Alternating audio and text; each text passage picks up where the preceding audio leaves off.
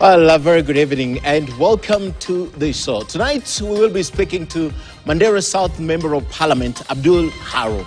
His constituency is one of those seriously affected by the ongoing flooding and rainfall. We will be assessing the situation on the ground, the interventions and possible solutions with hindsight from the Member of Parliament. Later on, Cooperative, Macro and Small Enterprise Cabinet Secretary Simon Chelogui will be joining us in studio. Now, the Hustlers Fund marks 1 year and there is need to audit it. Tonight, we're doing exactly that. At KT News KE, the hashtag, as always, is News Hour. Marisha Wite is with us on sign language. Let's get the show on the flooded roads. And tonight, we begin with some politics. The opposition leader, that's Azimio leader, Raila Odinga, is urging employers not to deduct, or even if they deduct, not to remit the housing levy after the High Court declared it unconstitutional. Similar sentiments have been echoed by a section of trade unions under the Trade Unions Congress, who are now demanding that the government refund all the deductions made since the month of June. Now, this comes hours after the government issued a stern warning to penalize those employers or employees intending not to submit the deduction. Jeff Kirui kicks off our broadcast tonight with the ensuing standoff. Opposition Azimio la Umoja have called on employers to cease deduction of housing levy after the High Court ruled that it is unconstitutional.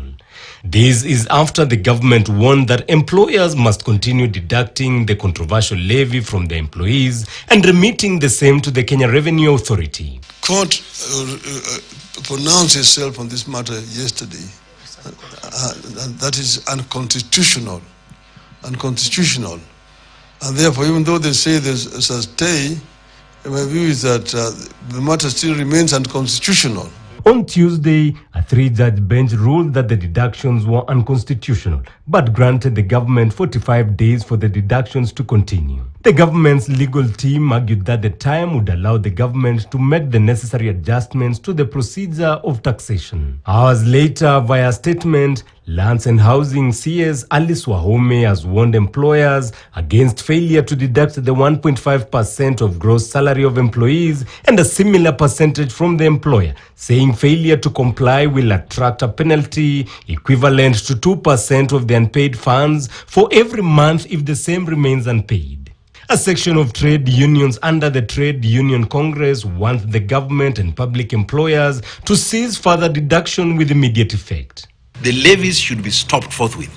It is unconstitutional. That's what the court said. It's an illegality. That's what the court said. There was no public participation. We, the key stakeholders, were never ever asked of our views. And all these things are in our constitution.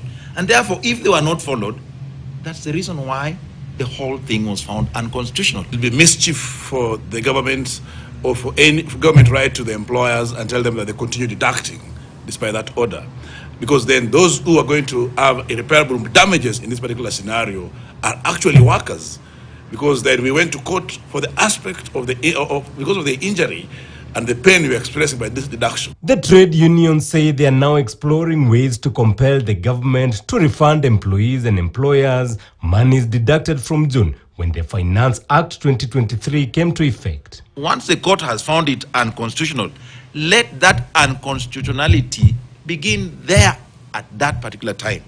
In other words, the levy becomes null and void at the very instance it is so declared. We want to ask the government to be kind to the workers. When you look at the kind of taxation we are undergoing, people are hardly living and housing is not a priority for us anymore. What we want to ask the government, they should work on a plan to refund workers their money and allow workers to work when they are motivated, not when they are overtaxed. And even though President William Ruto said the government will respect the court's verdict and move to make the appropriate adjustments to the aspect of the law found wanting by court, it was clear that he is not letting go of his affordable housing agenda.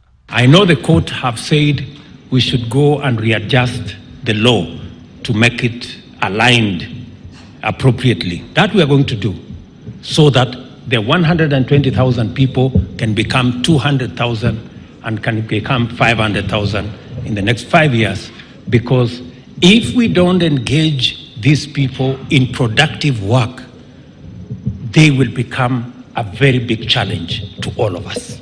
Jeff Kirui, KTN News. While still in politics, Azimio leader Raila Odinga has termed the recently released National Dialogue report